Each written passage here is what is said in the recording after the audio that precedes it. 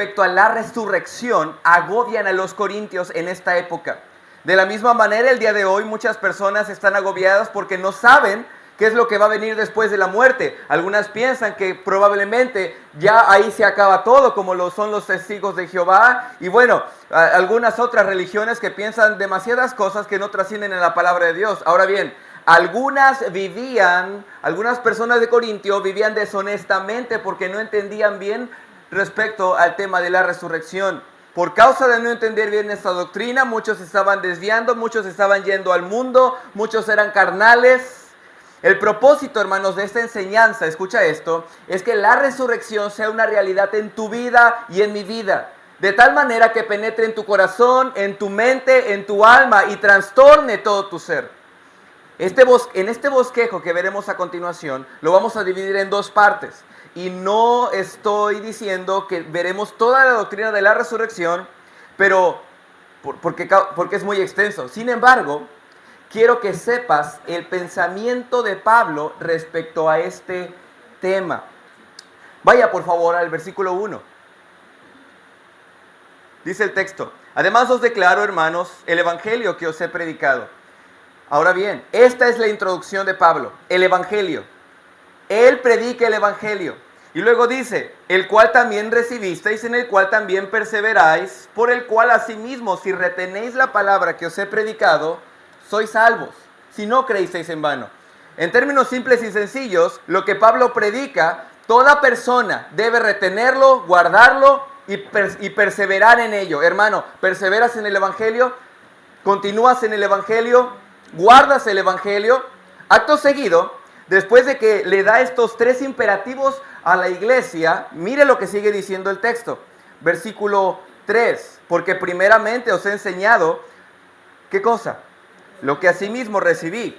Es decir, lo que recibió, recuerda que en otras epístolas Pablo dice que no lo recibió de hombres, sino que lo recibió por revelación de Dios. Y lo que recibió por revelación de Dios, ¿qué fue? Lo que va a decir a continuación, el evangelio. La muerte, sepultura y ¿qué más? Y resurrección de Cristo. En estas tres cosas, mis hermanos, es donde los corintios deben perseverar, guardar y continuar. Hermano, lo único que tú y yo debemos predicar no es nuestra filosofía, no es nuestros pensamientos, nuestro criterio, lo que pensamos, lo que dijo el pastor, no, sino lo que dice el evangelio. Ahora bien, ¿por qué Pablo comienza de esta manera? Porque lo que va a decir a continuación, todo el contexto de 1 Corintios capítulo 15, habla respecto a un punto del evangelio. Y este punto es la resurrección. Si no existiera la resurrección, no hay evangelio, hermanos. Si no existiera la muerte, pero sí existiera la resurrección, no hay evangelio. Tienen que estar estos tres juntos: la muerte, la sepultura y la resurrección. Ahora bien, lógicamente el día de hoy estaremos hablando sobre la resurrección. Ahora bien, ese es el bosquejo que veremos a continuación. 7 puntos. Número 1, la evidencia de la resurrección. ¿Por qué era necesario que Cristo se hiciera visible a sus discípulos? Número 2, la hipótesis de la no resurrección. Número 3, Cristo nuestro representante en la resurrección.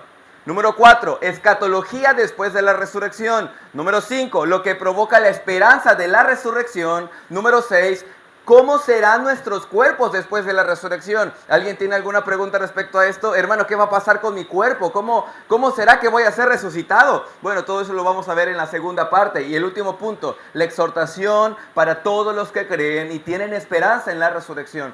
Hay una exhortación. En este tema vamos a ver exhortación, doctrina, ánimo, aliento. Así que, sin más preámbulo, quiero darte el primer punto. La evidencia de la resurrección. Vamos al versículo 5.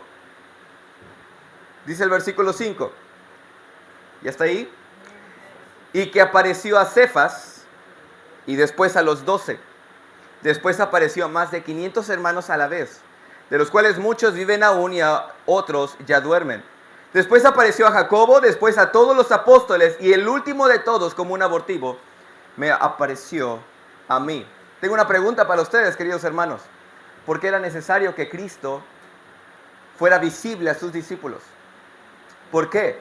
Simplemente con el poder de la Escritura no pudiera haber dicho: Cristo ya no está en la tumba y se acabó y todos creemos en la resurrección?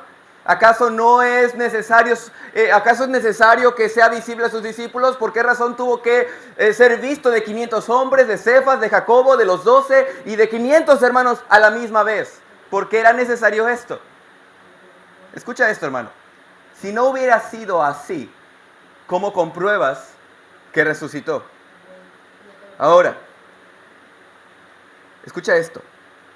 Los mismos jefes de los fariseos pensaban que los discípulos podrían tomar el cuerpo y sacarlo de la tumba y decir a toda la gente, nuestro maestro resucitó. Eso pudiera haber sido real. Pero gracias a Dios que ni siquiera los discípulos tuvieron que hacer esto. Pero en la mente de los escribas y de los fariseos y de los sacerdotes de Anás y Caifás, ellos creían que los discípulos podían hacer esto. De modo que la resurrección de Cristo pudiera haber sido un acto de confrontación negativa para toda la entidad cristiana. Vaya por favor al versículo 62 en Mateo 27.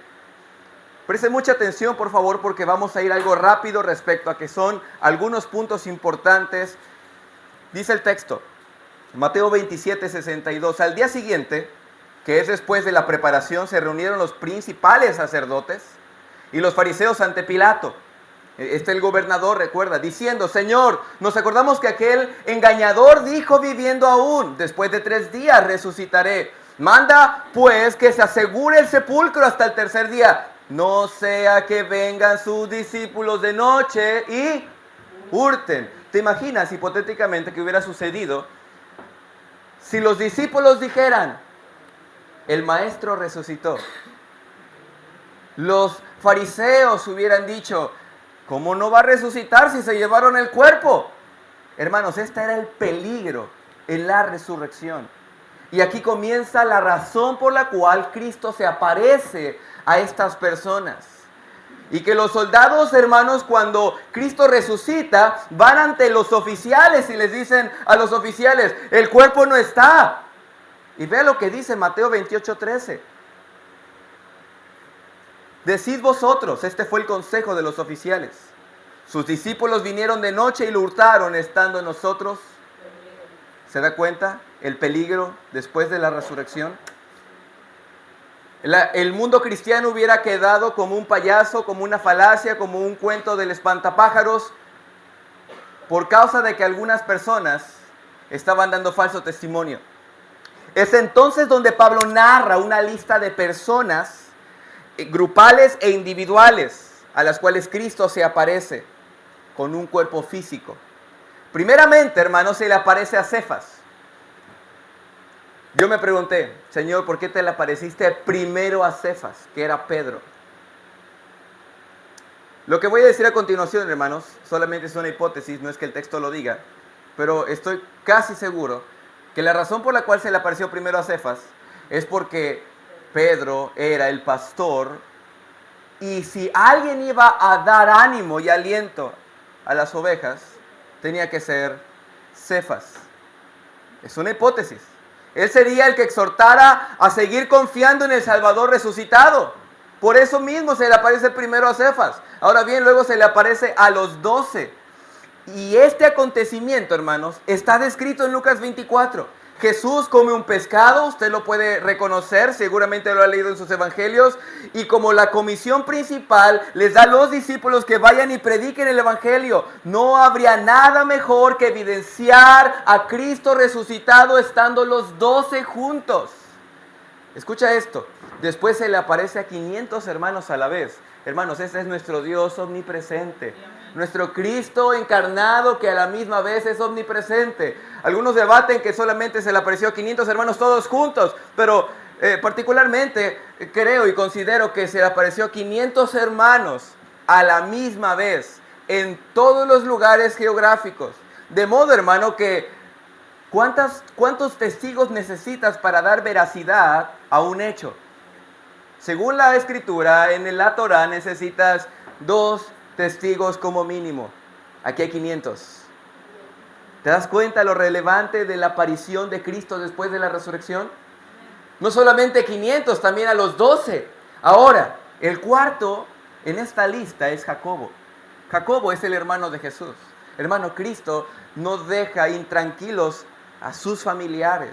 Ellos acabaron de ver la agonía en la cruz, la ira de Dios reposando sobre el cuerpo y la persona de Cristo. Y ahora está Jacobo mirando a su hermano en la carne, a su medio hermano, y ahora lo ve y reposa tranquilamente sabiendo que resucitó y está en gloria y poder.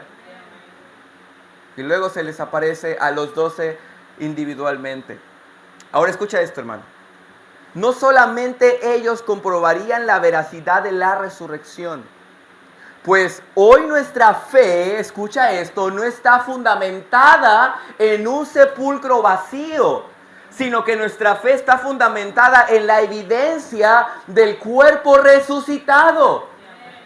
Cualquiera podría decir, es que hermano, la tumba está vacía, entonces pensamos que resucitó. Pero nuestra fe no está basada en la tumba vacía intrínsecamente, sino en el poder de la aparición gloriosa después de la muerte. Ahí reposa nuestra esperanza. Bien pudiera María y Juana y María, la madre de Jacobo, decir a los discípulos, el cuerpo no está, ha resucitado. Y todos creerían en las palabras de ellas, pero aún la fe de nuestra esperanza no está basada en lo que dijeron 3 mujeres, sino en lo que vieron más de 500 testigos. Hermanos, esto es algo trascendental. Y si no has quedado persuadido con esto, quiero recordarte lo que sucedió con los 2 caminantes de Emaús. Vaya a Lucas 24:13. Seguimos en el punto sobre el porqué de su aparición. Para no leerle todo el acontecimiento y la narrativa, solamente quiero que subraye algunas palabras y oraciones. Versículo 17. Cuando Cristo se le aparece a los caminantes, Cristo les dice, ¿qué pláticas son estas que tenéis entre vosotros mientras camináis y por qué estáis tristes? A lo que los caminantes de Emaús le responden, ¿eres el único forastero de Jerusalén que no ha sabido estas cosas que han acontecido en estos días? Y Cristo les dice, ¿qué cosas? Ellos le dijeron de Jesús Nazareno, que fue varón poderoso, un profeta de Dios, y que vino a todo el pueblo para anunciar sus obras, versículo 20. Y como le entregaron los príncipes, sacerdotes y nuestros gobernantes, le sentenciaron a muerte. Pero nosotros, ¿qué esperábamos? Que este fuera el que restaurará a Israel. Y vea por favor lo que dice el versículo 23. Acto seguido, estos caminantes le dicen a Jesús, ellos no sabían que era Jesús, por cierto. Estos caminantes le dicen a Jesús, pero unas de nuestras hermanas fueron a verlo al sepulcro. Versículo 23. Y como no hallaron su cuerpo, vinieron diciendo que también habían visto visión de ángeles, quienes dijeron que él vive. Y fueron algunos de los nuestros, es decir, recuerda, fue Pedro y otros discípulos. Y fueron algunos de los nuestros al sepulcro y hallaron así como las mujeres habían dicho, pero a él no lo vieron. Hermanos, estos caminantes aún se muestran incrédulos. La tumba dice, verdaderamente, nuestros hermanos, los discípulos, han dicho que la tumba está vacía, pero no lo vieron. En términos simples y sencillos, no dudan de la veracidad de lo que dijeron las Marías, Juana y Pedro. No dudan de esto los caminantes de Emaús. Lo que sí dudan es que el cuerpo no estaba. Y dice, pero a él no lo vieron. ¿Te das cuenta el peligro que demanda, hermanos, esta enseñanza? Versículo 25. Entonces Él les dijo, oh insensatos y tardos de corazón para creer todo lo que los profetas habían dicho. En términos claros, hermanos, ustedes dudan de que el cuerpo no estaba, pero ustedes no creen en lo que los profetas habían dicho. Así que, hermanos, la resurrección no vendría a ser un hecho veraz, aunque fue veraz, si Cristo no se hubiera hecho visible a sus discípulos. Pudiéramos tener la misma mentalidad que los caminantes de Emaús. Oh, sí, la tumba estaba vacía, pero el cuerpo no estaba. ¿Qué le hicieron al cuerpo? Y pudiéramos dudar y especular muchas cosas referente al cuerpo, como el día de hoy, paréntesis, se especula acerca del cuerpo de Moisés. ¿Acaso no todos nosotros nos especulamos respecto a lo que sucedió con el cuerpo de Moisés? De la misma manera hubiéramos hecho una especulación respecto al cuerpo de Cristo. Pero no es así, no especulamos, sino que sabemos que se apareció en cuerpo glorioso. ¿Cuántos dicen amén, hermanos? Amén. Número 2, la hipótesis de la no resurrección. Vaya al siguiente texto, versículo 13. Estamos en 1 Corintios 15, 13. Dice el verso: porque si no hay resurrección de los muertos, tampoco Cristo resucitó. Y si Cristo no resucitó, vana es entonces nuestra predicación, vana es también nuestra fe, y somos hallados falsos testigos de Dios, porque hemos testificado de Dios que Él resucitó a Cristo, al cual no resucitó, si en verdad los muertos no resucitan, etc. A continuación, hermanos, Pablo empleará dos hipótesis respecto a qué sucedería si Cristo no hubiera resucitado. Hay dos listas. Estas listas las encabeza el título, si Cristo no resucitó. Por eso es una hipótesis, porque Cristo resucitó, amén. Ahora bien, todo comienza por causa de algunos corintios que estaban dudando respecto a la resurrección de los muertos. Recuerda que también había una doctrina respecto a los fariseos, que ellos no creían en la resurrección de los muertos. Así que seguramente se estaba infiltrando la doctrina de los saduceos en la iglesia de Corintios. Y muchas personas dudaban acerca de la resurrección de los muertos. Es entonces, hermanos, que Pablo toma cartas en el asunto y comienza a dar dos hipótesis. La primera hipótesis tiene una lista. Y la que encabeza esta lista es: vana es nuestra predicación. Si Cristo no resucitó de los muertos, hermanos, entonces vana es nuestra predicación. Lean nuevamente el versículo 14. Y si Cristo no resucitó, hipotéticamente hablando, vana es entonces nuestra predicación. Hermanos, cerremos las puertas de nuestro local. Dejemos de apoyar a misioneros, dejemos de compartir a Cristo, pues no tiene sentido predicar algo que no sucedió. Esa es la hipótesis. Hermanos, no tendría sentido que usted se hubiera madrugado hoy a las 5 o 4 de la mañana, darse un baño en la regadera, porque así nos bañamos, amén. Y luego arreglarnos para venir a la iglesia, tratar de traer un alimento y comer con los hermanos. No tendría sentido si Cristo no hubiera resucitado. Pero algo que no tendría sentido también es que usted invirtiera cada semana 3 horas en la iglesia para escuchar predicaciones. Vana es nuestra predicación si Cristo no resucitó. No tendría sentido que usted invirtiera dinero apoyando a los misioneros, porque seguramente apoya misioneros, amén. Sí, amén o no amén. No tendría sentido, hermano, que usted pudiera compartir el evangelio a cada criatura. No tendría sentido que invirtiéramos dinero en comprar Biblias para nuestros invitados, para nosotros, que invirtamos tiempo en nuestros estudios académicos respecto a lo que corresponde a la Escritura, hermanos, porque vana es la predicación si Cristo no resucitó. La segunda parte de esta lista es: vana es tu fe. Si Cristo no resucitó, vana es tu fe. No vale la pena que inviertas tiempo aquí, porque la fe no tiene sentido si Cristo no resucitó. Todo lo que haces para el Señor, todo lo que practicas, todo lo que eres en Cristo, no valdría la pena, porque vana es nuestra fe si Cristo no resucitó. El esfuerzo que has empeñado en esta iglesia y en tu vida cristiana no tendría ningún sentido. Hermano, dejé mi trabajo, mi casa, mi familia, dejé cosas por venir a los pies de Cristo. Mi familia me tachó de cristiano. Bueno, no tendría sentido porque Cristo no resucitó. Hiciste algo banal, algo sin sentido, humo. Pero gracias a Dios no es así. Porque Cristo resucitó, amén. Y todo lo que hacemos tiene un sentido y es favorable y es eterno. Porque Cristo resucitó. El tercer artículo en esta lista, en esta primera hipótesis, es que eres falso testigo de Dios. Es decir, porque anuncias algo que no pasó, eres falso. ¿Recuerdas en Deuteronomio capítulo 18 qué le sucedía a las personas que decían una falsa profecía? Eran apedreados. Todo falso maestro, todo hereje tenía que ser apedreado con piedras, lapidado, porque Cristo no resucitó. Pero hermanos, no es vana nuestra predicación, no es vana nuestra fe. No somos falsos testigos, porque sabemos que resucitó, y no por intrínsecamente una tumba vacía, sino porque se le apareció a muchos hermanos y dan testimonio de ello. Vaya por favor al versículo 16. Segunda hipótesis.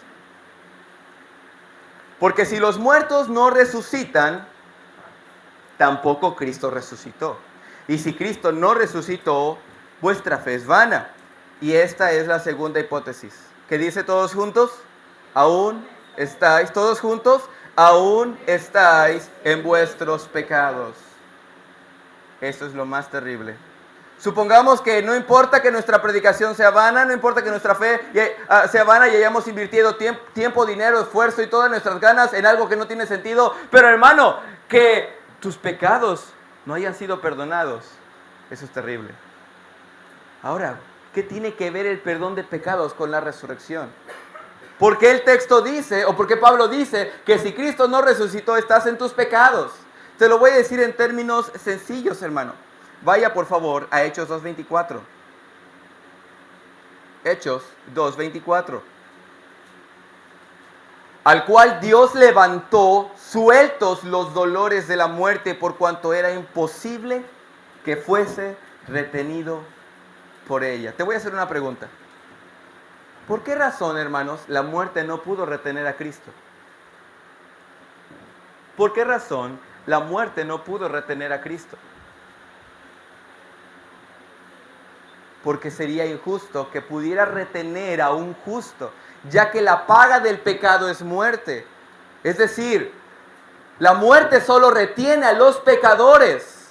Y si retiene a un justo, no podría, porque la muerte solamente es la evidencia del pecador y Cristo no pecó. Cristo venció por su justicia. De modo que cuando Cristo absorbe la muerte y tiene victoria sobre la muerte, es entonces, hermanos, que ya no hay condenación, ya no hay más muerte. Ahora hay vida, hay justicia en la persona de Cristo. Por esa razón, si Cristo no resucitó, aún estáis en pecados. Pero Cristo resucitó. Y es la evidencia de que yo seré resucitado, de que su justicia ahora es mi justicia. Amén. Los que murieron se fueron al infierno si Cristo no resucitó. Y no resucitarán jamás, porque no hubo nadie aún que pudiera resucitar a alguien. Ahora bien, escuchen la frase, vaya nuevamente al texto, versículo 18. Entonces también los que durmieron en Cristo perecieron. Es decir, murieron en una fe que no tenía sentido. Nuestros familiares, nuestros amigos, hermanos que han partido con el Señor y en el Señor se fueron al infierno. Eso está diciendo Pablo, si Cristo no resucitó. Pero no es así, hermanos. Cristo resucitó. Versículo 19. Si en esta vida, en una ocasión, antes que lo lea, míreme aquí, un testigo me dijo, ¿sabías que si solamente esperas en Cristo, eres el más digno de lástima? Eso me dijo un testigo de Jehová. Y sacó este versículo de contexto. Porque el texto dice, si en esta vida solamente esperamos en Cristo, somos los más dignos de conmiseración de todos los hombres. Yo le dije, ¿cómo es posible que lo interpretes de esta manera? Tienes que leer todo el contexto. ¿Y sabes cuándo los creyentes somos dignos de conmiseración, dignos de lástima? ¿Sabes cuándo somos dignos de lástima, hermanos? Si Cristo no resucitó. Pero como Cristo resucitó, hermanos, no somos dignos de lástima. Somos las personas más bienaventuradas de todo el mundo. Sea como vivas, sea lo que tengas, eres bienaventurado, porque eres justificado y resucitarás en el día postrero. Porque Cristo resucitó, pero gracias a Dios que la muerte no pudo retener a Cristo. Quiero darte el tercer punto, vayamos rápido por favor. 1 Corintios 15:20. Hemos visto la razón de su aparición, hemos visto las dos hipótesis si Cristo no hubiera resucitado. Ahora veremos Cristo nuestro representante en la resurrección. Versículo 20. Dice el texto, hermanos, mas ahora Cristo ha resucitado de los muertos, primicias de los que durmieron es hecho. Porque por cuanto la muerte entró por un hombre, también por un hombre la resurrección de los muertos. Porque así como en Adán todos mueren, también en Cristo todos serán vivificados, pero cada uno en su debido orden. Hasta ahí, hermanos. Quiero terminar con este punto para entrar a la música. Cristo es nuestro representante y Pablo lo establece de dos maneras. Número uno, diciéndote que Cristo es la primicia, el primer fruto de Dios en la resurrección. Es decir, según Pablo, Dios de una manera soberana coloca a Cristo como nuestro representante. Las primicias, hermanos, como usted lo sabe, ya ha leído el Antiguo Testamento, eran los primeros frutos de un israelita que debía darle a Jehová al momento de cosechar el fruto de la tierra. Y este Cristo es el primero en resucitar de los muertos con poder y justicia. Ahora, si Él es el primero, también indica que va a haber más. Amén. Hermanos, somos tú y yo. Cristo es la primicia, Cristo es el primero, el primer fruto de la cosecha. Después vendremos nosotros, hermanos, pero gracias a Cristo, que Dios lo ha puesto como las primicias de la resurrección. Ese es el Cristo que resucitó. Nadie lo había hecho antes, por eso nadie puede ser las primicias más que Cristo. Cristo fue el único que Dios le resucitó de entre los muertos. Nadie pudo resucitar antes por su propia cuenta, de modo que ser el primero lo establece como la cabeza de la resurrección. Y último punto de este punto. Cristo es nuestro representante. Escucha esto. Es tan importante que consideres esto. Por lo siguiente. Versículo 21. Porque por cuanto la muerte entró por un hombre, también por un hombre la resurrección de los muertos. Solamente quiero que pienses en esto. ¿Cuándo fue que Adán se convirtió en tu representante de la muerte? ¿Cuándo fue? Porque Adán es tu representante carnal. No sabemos la manera en cómo Dios lo hace nuestro representante, pero Adán nos introdujo su pecado. Escucha esto, hermano. Adán es tu representante federal. Tú naces con pecado por Adán. Tú eres pecador por Adán. Tú no eres pecador porque pecas, sino que pecamos porque somos pecadores por causa de Adán. Si usted puede leer más adelante, Romanos capítulo 5 del versículo 12 en adelante. Por cuanto la muerte entró por un hombre, así la muerte pasó a todos los hombres por cuanto todos pecaron. De modo que Adán se convierte en nuestro representante federal. ¿Cómo es? No, la Biblia no lo describe, solo dice que Adán es nuestro representante. Ahora, escucha esto. Adán es tu representante en esta vida, pero Cristo es tu representante en la resurrección. En Adán solo encuentras muerte y pecado. Adán te transfirió su pecado y la muerte. La muerte pasó a todos los hombres, pero en Cristo encuentras justicia y vida. En Cristo encuentras resurrección. Adán te transfirió el pecado, Cristo te transfiere la vida. Versículo 22. Porque así como en Adán todos mueren, también en Cristo todos serán vivificados.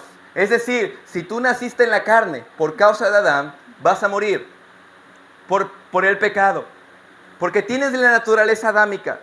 Pero si tienes el nuevo nacimiento en Cristo, puedes tener vida eterna. Hermano, por eso Jesús le dice a Nicodemo, es necesario que vuelvas a nacer. El que es nacido de la carne, carne es. Y todo el nacido de la carne implica que va a morir en sus pecados. Pero lo que es nacido del Espíritu, Espíritu es. Es decir, ¿tú ya naciste en Espíritu, hermano? ¿Naciste por el poder de la palabra de Dios? De alguna manera sobrenatural, como lo vimos con Lázaro, el poder y la palabra de Dios se dijo, muerto, ven fuera. ¿Y resucitaste? Tienes que nacer de nuevo. Hermanos, Cristo es nuestra cabeza. Gracias a Dios porque Cristo resucitó de los muertos y ahora su justicia es imputada a mi ser. Ahora ya no pereceré más. Mi cuerpo no será por siempre en el sepulcro. Mi cuerpo no estará en el infierno. Mi cuerpo estará en la gloria de Dios, gozando del nuevo cuerpo que Cristo me dará en el cielo. Vamos a orar, hermanos. Señor, bendice estos 3 puntos que hasta en este momento hemos visto. Gracias, Padre, porque eres nuestro representante. Gracias, Jesús, porque eres nuestro representante. Eres nuestro